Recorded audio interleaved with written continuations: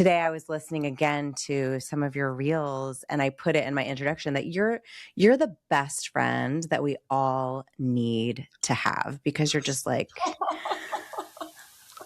I'm going to tell you what you need to hear. I'm going to tell you what you need to hear, not what you want to hear. And I especially feel once you get to midlife, which you are not there yet, but once you do get to midlife, that's all you have time for. You don't have time for fake friends anymore. You need someone to tell you the real scoop.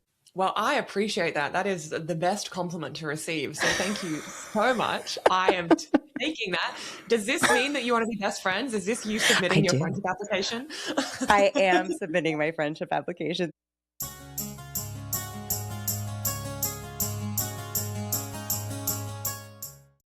Hi, everyone. I'm your host, Dr. Shafer of Talks with Dr. Shafer. I'm so glad you're here. I'm a physician, mom, coach, musician, author, publisher, and I'm passionate about helping others reclaim their stories so they can build their most beautiful future. And we have an expert on the show today who does just that. Annelise McCarthy is a leading voice in communication with an engaged community of over 300,000 followers and counting who connect with her direct approach to helping others master communication. Known for her work as an international speaker, the CEO of Use Your Voice, a LinkedIn top voice and communication expert who has helped individuals from CEOs to Olympians on their leadership journey. Here to help give us tips on how we can unmute ourselves, Annelise is the friend we all need, who tells us not what we want to hear, but what we need to build our most beautiful future. I am so excited to introduce you now to Annelise McCarthy. Thank you so much for being here. Oh, thank you for having me. And what an absolutely divine introduction. That was simply so pleasurable for my ears. So thank you. That was beautiful. The pleasure is all ours. And, you make it really easy. As we said off camera, I have been cyber stalking you, but only in the most just so happy to be here in your community way, because you are building something really, truly beautiful. And when I say building something, I think when you think about thought leaders, it's not just that they have a message, they're building a community. And that's what you're doing. And it's so clear in everything you do.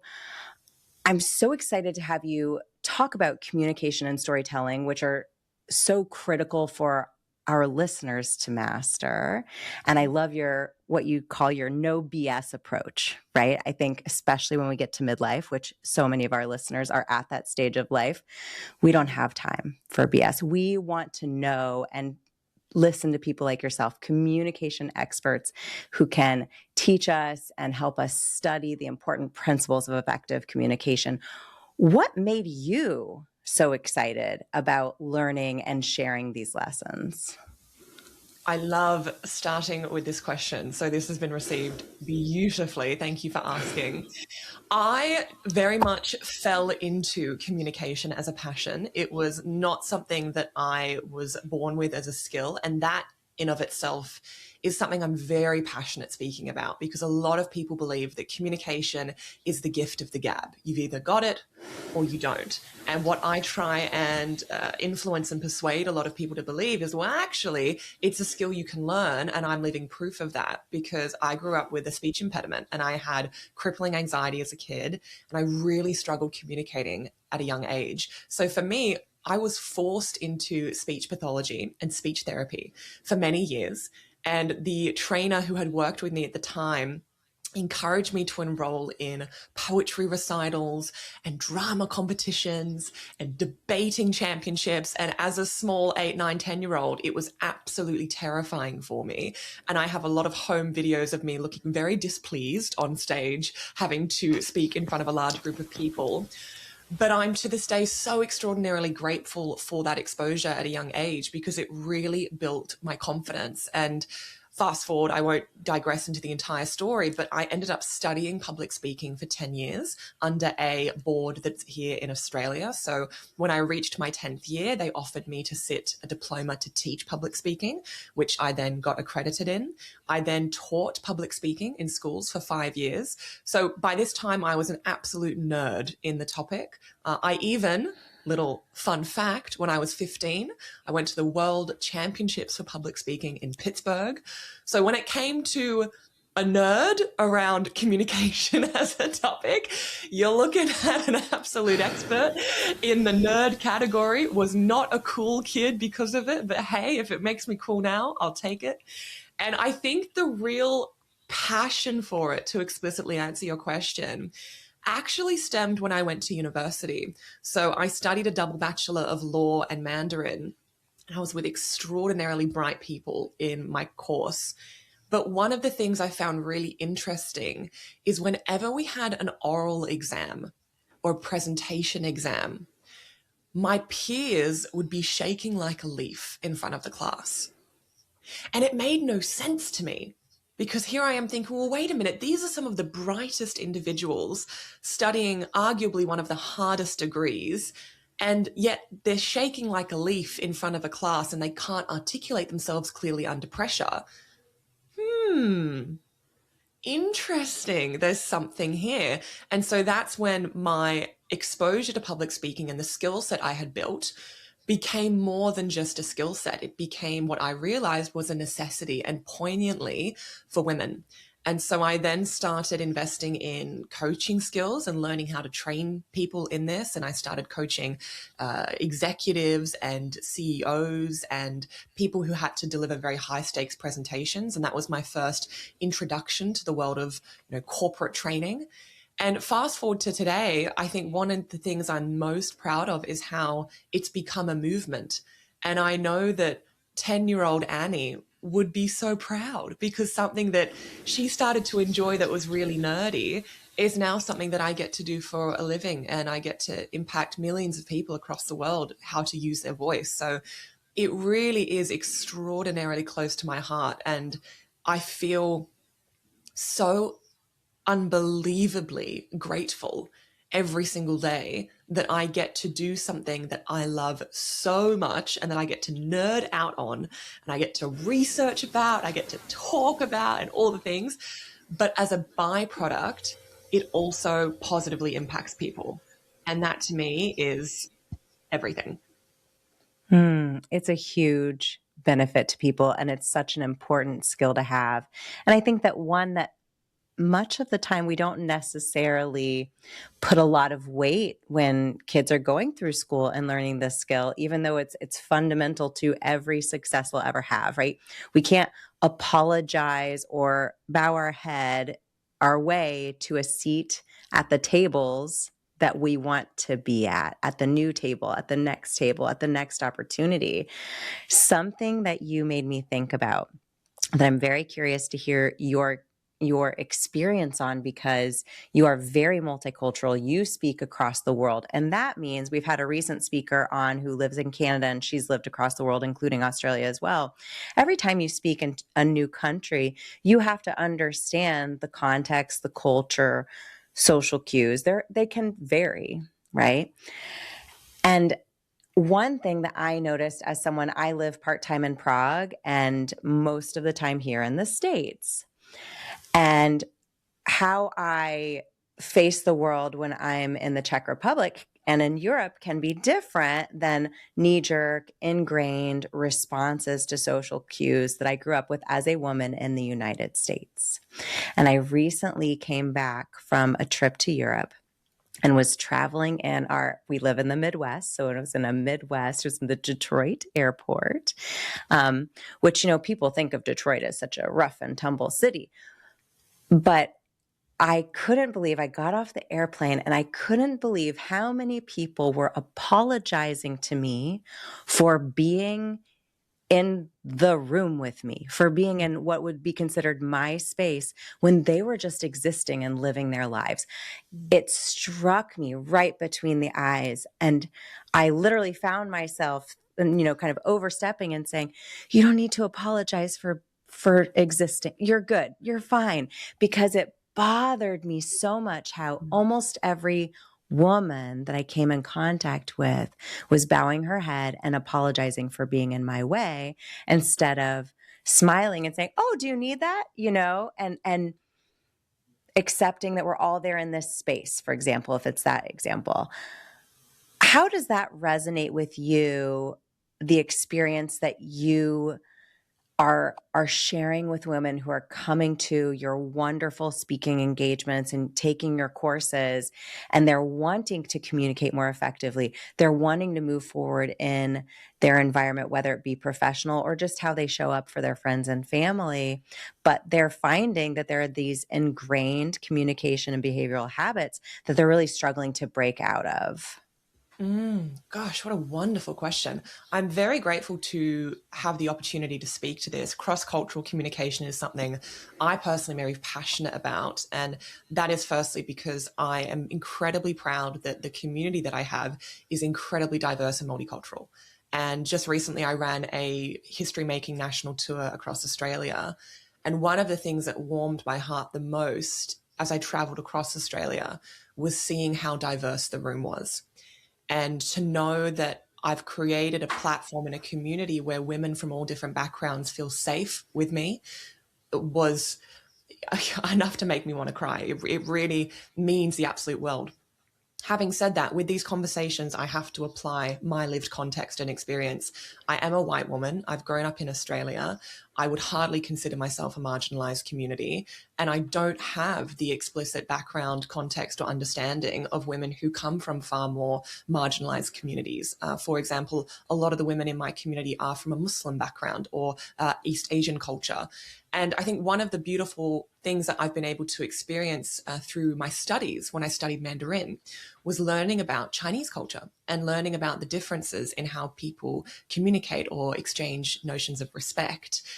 And what I have understood thus far, and one of the beautiful things about this conversation, is it gets to be an ongoing dialogue and an ongoing learning. And I'm always open to learning more about this as well. I actually recently, last week, did a training for a university, and it was on cross-cultural communication. And one of the key concepts we explored in that training was about the difference between integration and assimilation. And I think what a lot of people get wrong is they try and change themselves or change others around them to adopt the same communication style that everybody else has. And when I mean everybody else, we're often speaking of the majority, which is often the westernized culture. However, there's no right or wrong way to communicate. And I really do believe that, each to their own. And especially when we're talking about cross-cultural communication, everybody will have different nuances and different ways that they communicate. We definitely, in the Western society, I would consider it to be more progressive in the way that we communicate, poignantly for women. And this notion of not apologizing for taking up space and not using non-assertive language and being able to really assert yourself and communicate with authority, I back very confidently as a concept, and I train it and I teach it. However, for women who come from backgrounds where that is actually very different to how they've been raised, or even I have a friend of mine who's Lebanese, and from her family understanding and her cultural background, she's like, "Hey, that's not going to fly in my household." So I think the really beautiful thing about communication as a topic and as a learning is you get to take what resonates with you and leave what doesn't. And with something like apologizing when you speak, for many, it's a sign of respect. It's a way of demonstrating, I prioritize your needs above my own. I care more about your presence here than I do my own. And the challenge that I have to that, and the conversation that I always invite people to have around that, is by you prioritizing somebody else's needs and by you insinuating that you have lesser value than somebody else in the room, what impact does that have on your self-belief and your self-conviction in the way that you show up? Because it does tremendously when you devalue yourself, even through small nuances of how you use your body language or the language that you choose to use. It expresses your worth, whether you realize it or not.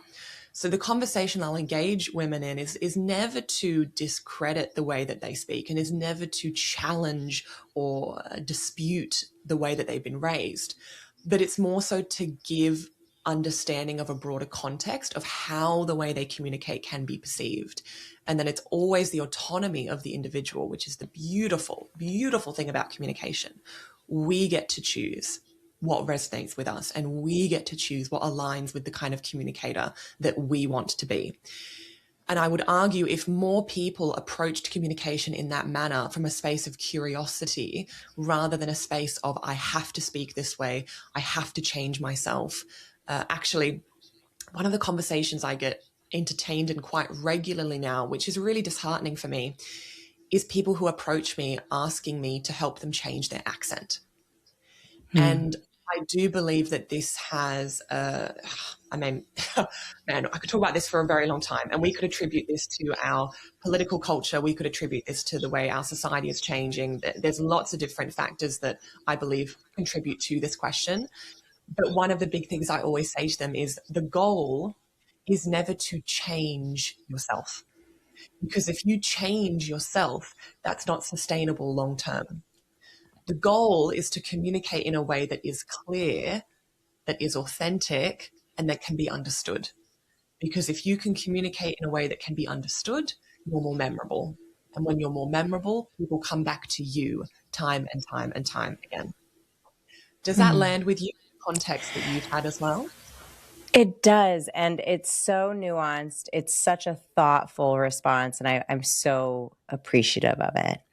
And I think it's interesting to me as someone who I work with both in the clinical setting as well with storytelling and the work we do to bring light to topics like domestic violence and women's rights, those sorts of things. So having people on the show and having meaningful conversations to bring light to those.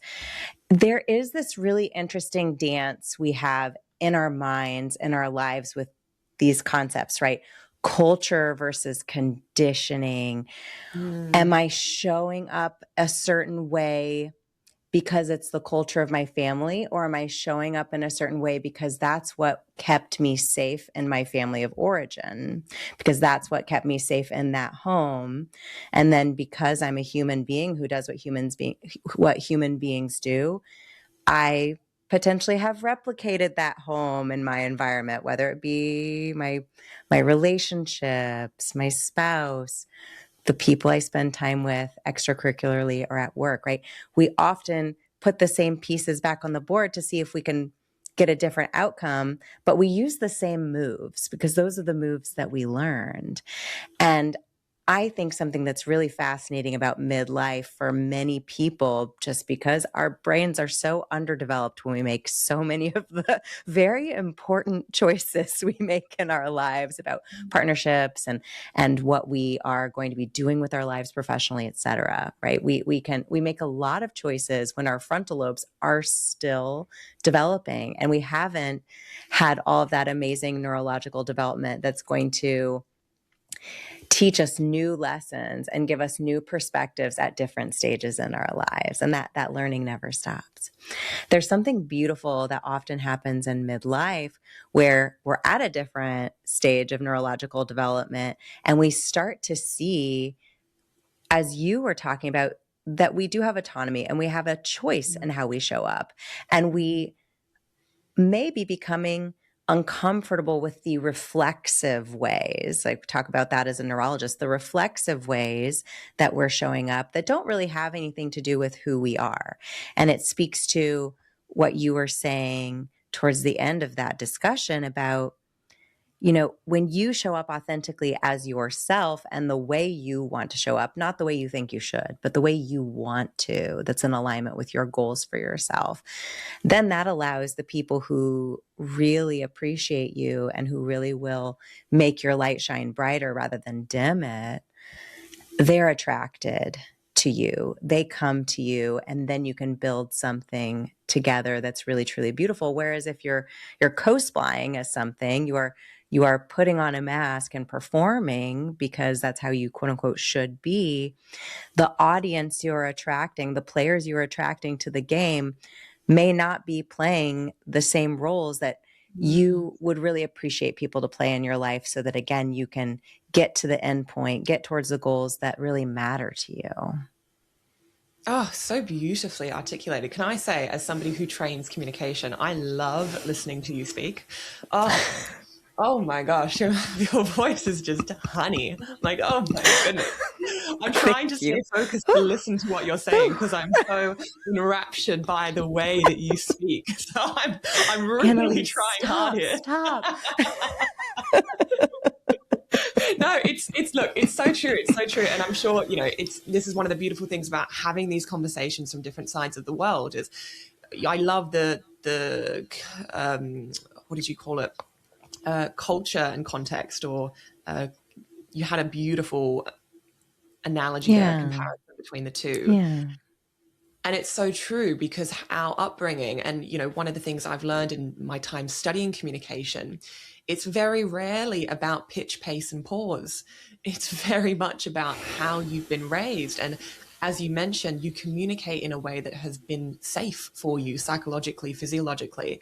And we don't identify with that until adulthood, when we recognize we have patterns, behaviors, and habits that have served us in a certain way, until suddenly we realize it no longer serves us. And so we get to this really weird sticky point where we go, I think I want to change how I speak. And then we deal with everybody around us who knows us so well, responding to you changing how you communicate. A perfect example of this is when somebody who might be a passive communicator, also known as a people pleaser, learns how to be more assertive, learns how to set boundaries, learns how to say no.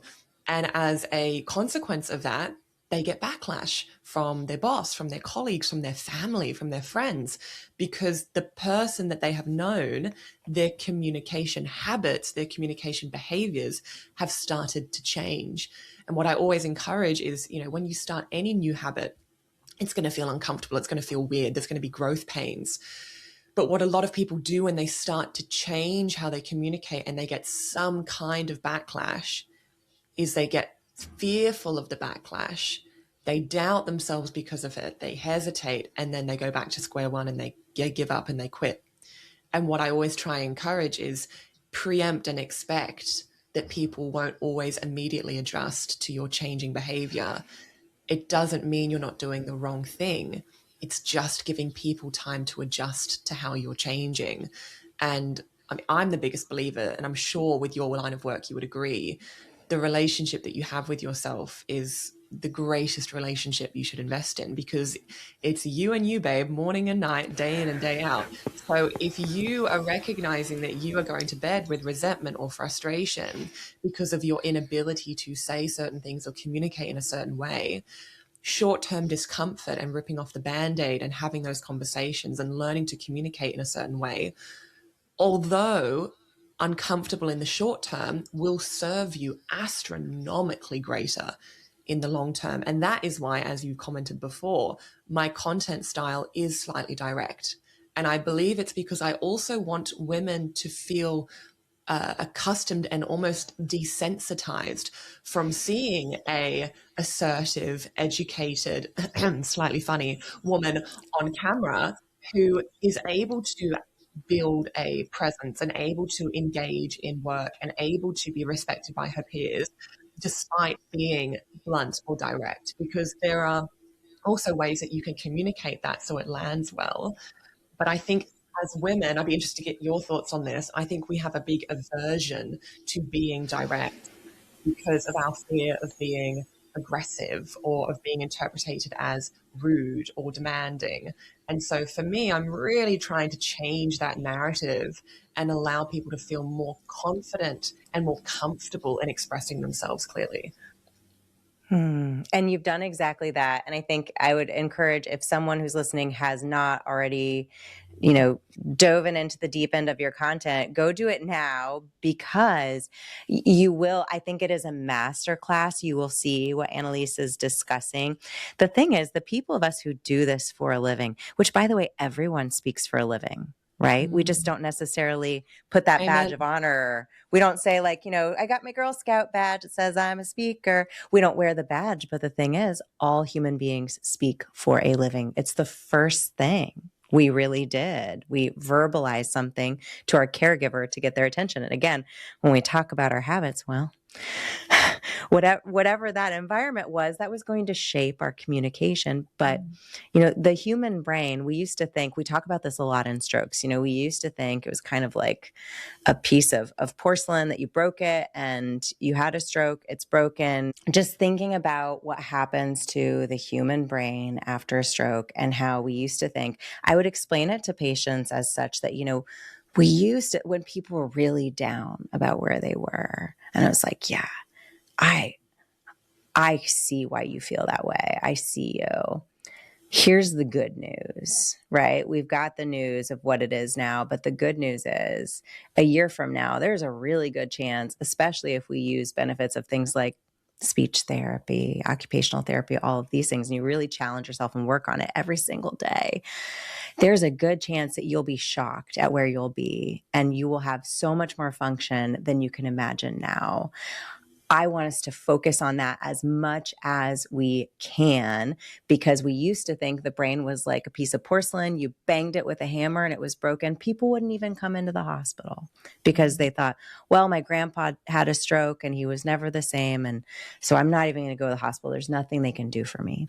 And now we know that isn't true. We know there is so much we can do for people. And we also know there's so much recovery, because now we understand that this concept of neuroplasticity, we understand that it's not broken, done. We know a lot of healing and new neural connections can happen. Maybe our function won't look exactly like it did before, but your brain is going to be working towards healing and function with every ounce of its being, because communication is so important.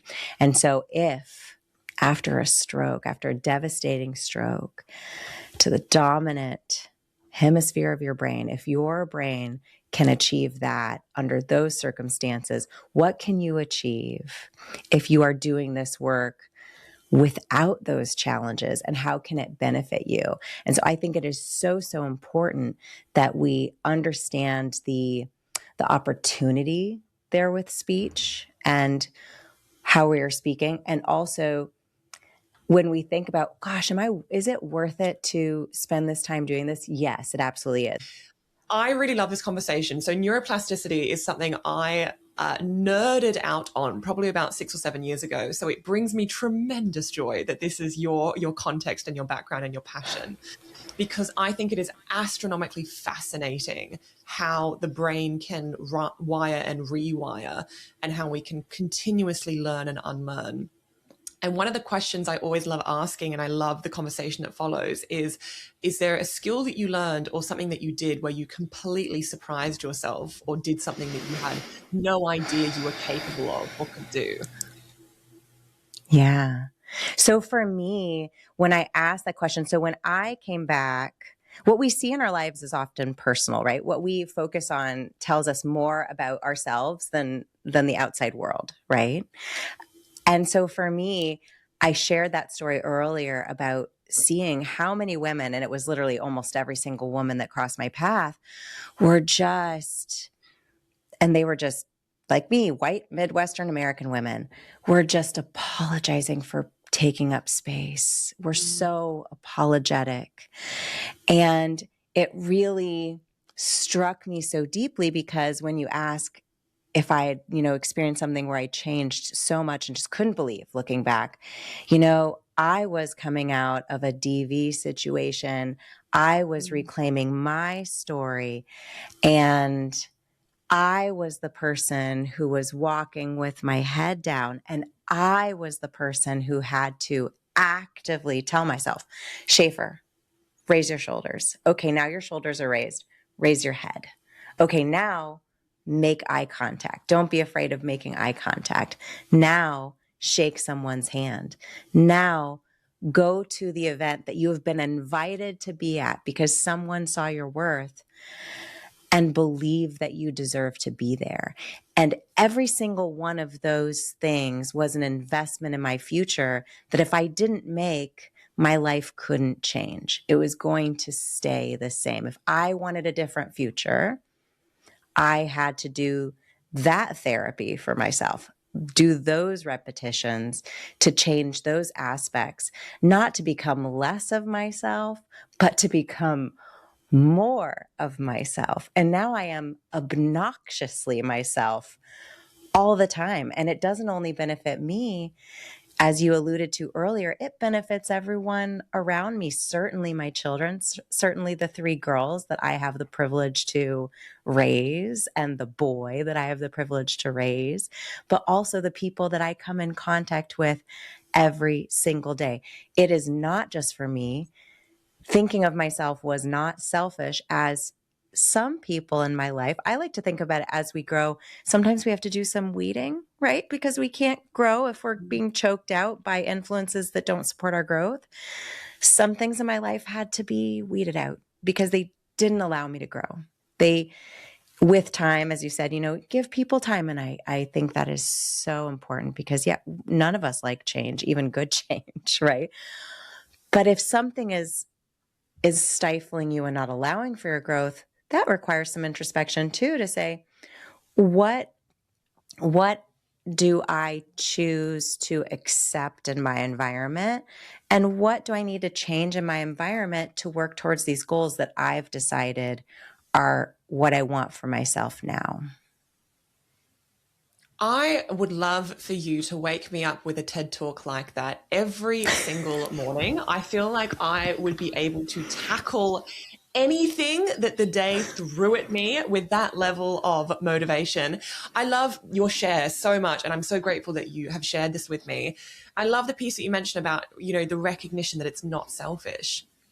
That, for me personally, took a really long time to learn. And I was the very, very, very deep-seated people pleaser. And so when I teach assertive communication and I have conversations with women about passive communication, the reason I am so passionate about it is because, man, oh man, was I deep in the trenches going on 8, 9, 10 years ago. It was really, really hard for me to say no. I would go above and beyond to do anything and everything for anybody at the expense of myself. I would have complete energetic drainage and burnout. I would have a absolute misalignment with my values, my wants, and my needs. I didn't even believe I had needs. I didn't even think that was a thing I could have or I could do. And so I love what you've explained here, because it is such a beautiful recapitulation of how, when we are prioritizing ourselves, it is actually the least selfish thing that you could do, because you can serve more when you serve from a full cup. You can show up for your children more when you show up with a full cup. And so learning how to honor yourself and gift yourself that time, that energy, it is arguably the greatest act of self-love. And I'm not sure if you're familiar with the work of Kristen Neff. She's the master of self-compassion. I adore her, wish I could marry her, probably inappropriate to her husband, but, I think she's wonderful. And Kristen Neff was the first woman that I heard explain it in this way. And she shares that self-compassion and self-love is actually the highest form of discipline. And I remember when I heard it in that way, I thought, oh my goodness, it is so true, because it's actually so hard to choose to consistently do things that serve yourself in a positive way. It is really hard to get out of bed in the morning and go to the gym. It is really hard to set the boundary and say no. It is really hard to show up for yourself consistently time and time and time again. And so for me, in my evolution of self and, the beautiful catastrophic journey that I've been on, understanding who the hell I am over the past 10 years, is really recognizing and ingraining and embedding in myself that when I choose to do something out of love, it is not always an easy thing to do. And giving myself the grace and the compassion that actually that is discipline, and that is self-love, and that is choosing yourself. And it's not always the beautiful, fluffy highlights that we see online and getting to go on holidays and wearing nice clothes and having nice makeup. That's the really fluffy, nice byproduct of it. But the deep-rooted, lasting practices and acts that we can do to honor ourselves and change how we speak to ourselves and to others is actually choosing to do the hard thing consistently. And that is something I'm incredibly passionate about, because I'm a big believer that we can do hard things. I'm a big believer that if we put our mind to something, we are all extraordinarily capable of doing it. And as a woman who has watched people overcome stage fright and anxiety and glossophobia to be able to stand up on stage and speak to groups of people, it has been proven to me time and time and time again that we are extraordinarily limitless. And what I've learned in my time thus far is that if you have faith from somebody who believes in you, or you have faith in yourself and you build that trust through repetition, the dangerous path on the other side is recognizing, oh my goodness, I actually can do anything that I want to do. I can achieve anything that I want to achieve. I can pursue anything that I want to pursue. And it's that really beautiful embodiment of the power of self and your capabilities that I love speaking to and I love exploring, because I think especially for women, it's very often perceived as a very dangerous thing, self-love. And it's, can't love yourself too much, and, can't get too in your head about it. When actually, I think it's one of the most radical things that a woman can do, is to actively choose to love yourself and to actively choose to make decisions where you are disciplined in your actions, in your thoughts, in your language, in what you do, as a way to honor yourself and to honor others. I really believe it is one of the most extraordinary things that we can learn how to do, because then you go to bed really happy with the person that you go to bed with. And you get to give yourself a little pat on the back and a little wink in the mirror and go, you know what? You did good today. I'm really proud of you. I really love you. Thank you for showing up for me today.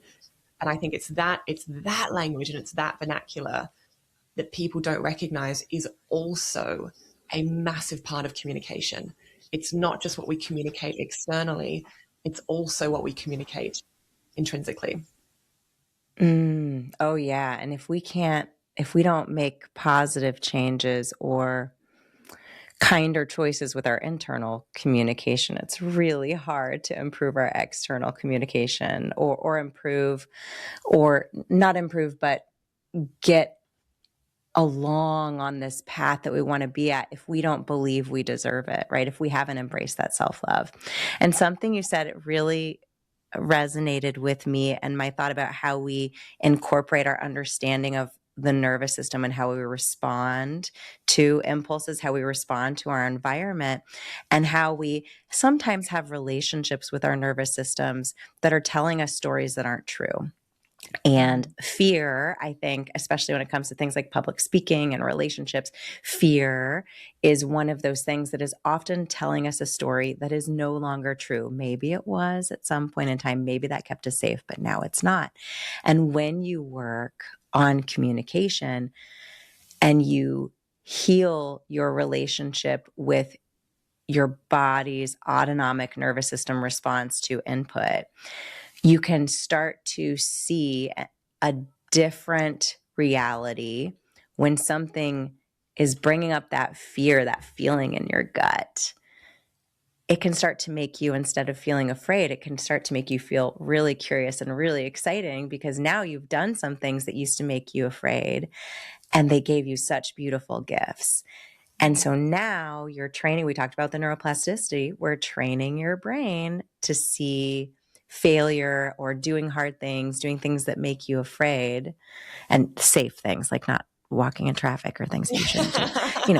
The safe things that we don't genuinely need to be afraid of, but our nervous system has gotten a little confused over the years, and it's got these patterns of reaction that don't serve us anymore.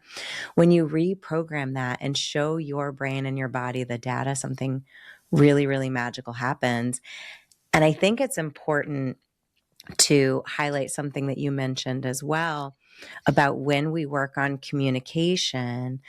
When you were talking, I was literally seeing these beautiful clips that you have on your social media, and they're not the obnoxious clips. Like, we all know the obnoxious clips of someone on a stage, right? That it's very like vanity driven, but you really made me think of your clips that resonated so deeply with me and my journey and my focus of community and storytelling and building connections and communication.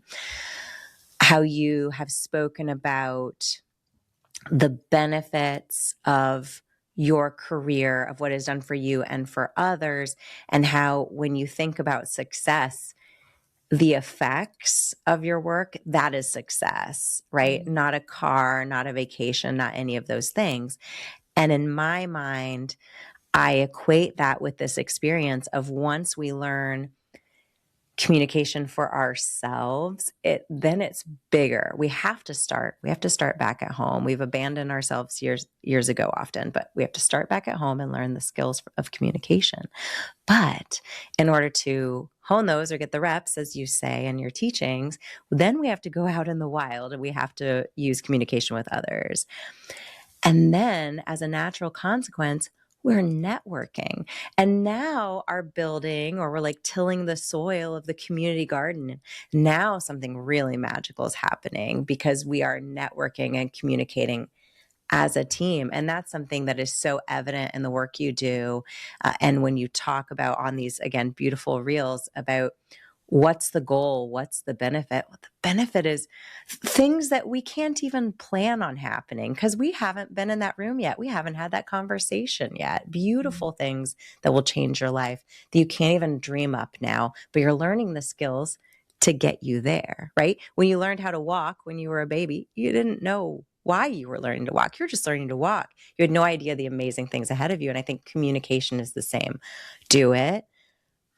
You need to, I shouldn't say you need to, but you really deserve to invest in your communication.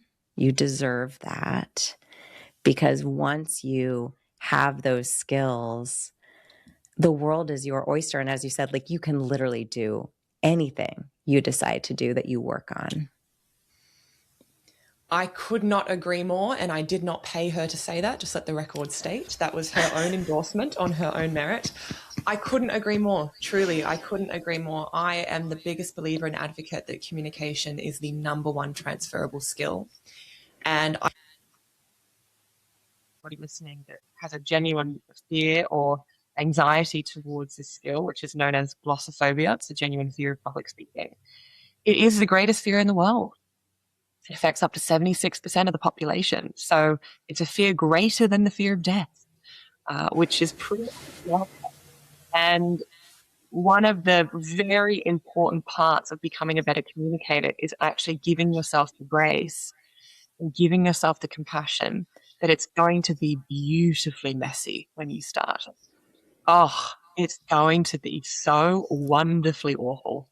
And you will so many times, and you will make so many mistakes, and you will say the wrong thing, and it will come out wrong, and you'll sound awkward, and things will land poorly. And that is the beautiful, messy part of beginning to become confident. It is probably one of arguably the hardest skills to invest in. Although I agree with you, it's incredibly important. I want to validate that no, it's not easy. Why? Because you're committing to publicly failing. Because when you raise your hand in your meeting to speak and you don't know yet what you're going to say, but you know that you need to practice speaking up and you fumble when you start, that fumble is something that you hold on to for the rest of the day and you criticize and get down about. But what you're forgetting is that you raised your hand to speak and you got in the reps of using your voice. And when you go and stand up on stage with an invitation to speak in front of an organization or at an event, and you get a mental blank halfway through, what you focus on when you get off stage is that you got the mental blank. What you're forgetting is you got the invitation to speak on stage and you're building the reps. And so I am the biggest believer that there is no such thing as a perfect speaker. I am living proof of that. Anytime anybody pays to watch me speak, or if you're in the audience when you watch me on stage, I will make many mistakes. I like to think I'm funny, but a lot of my jokes often don't land.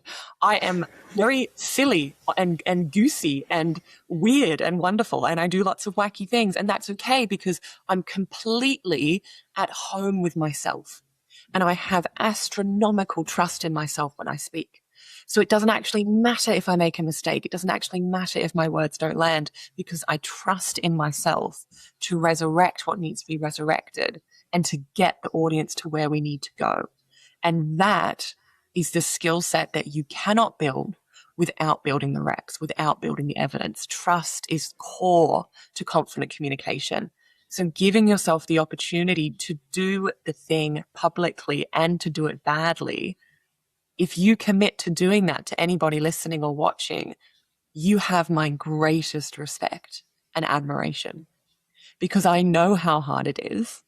And I know it's uncomfortable and I know it's difficult. But remember, we're not doing it for you now. It's not the point. We're not doing it for you now.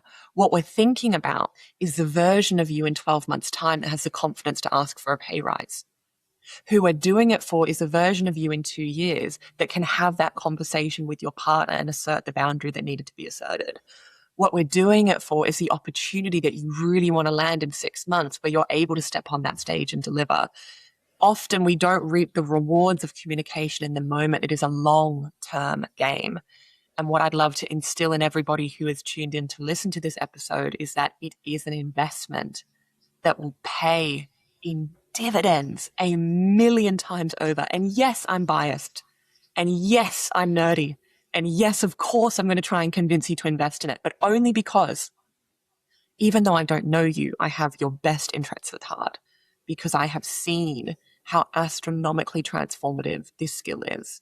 And I have seen how learning to be at home in your voice can transform ripple effects into how you treat yourself, how other people treat you, the opportunities you manifest, the money that you earn, what you say yes to, what you say no to. It has a tangible ripple effect over your entire life.